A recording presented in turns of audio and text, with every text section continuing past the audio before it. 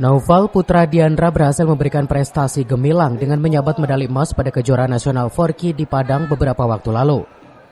Naufal bermain di nomor kadet perorangan putra yang mengharumkan nama PP Inkai pada kejurnas tersebut. Dedi Supriyadi selaku orang tua mengaku bangga atas capaian putranya tersebut. Menurutnya perjuangan yang dilakukan Naufal selama berlatih membuahkan hasil yang baik. Jika tidak ada aral melintang, Naufal juga akan kembali diikutsertakan pada kejuaraan lainnya, tentunya pada event yang lebih besar. Kejurnas Forky yang digelar di Auditorium Universitas Negeri Padang ini adalah ajang pencarian bibit atlet yang dipersiapkan untuk kejuaraan dunia. Indonesia akan menjadi tuan rumah kejuaraan Serie A World Karate Federation atau WKF yang akan digelar di Istora Senayan 18 hingga 20 November mendatang. Khusus kemarin, alhamdulillah kejurnas Inkai di Forky Cibubur juara 1 kelas kadet kata perorangan putra.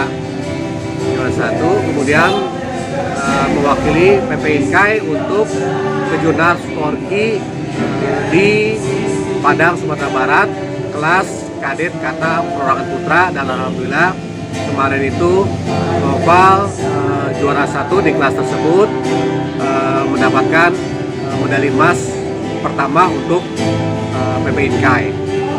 Itu aja, baik. Setelah juara di kejurnas Forky Padang Sumbar ini,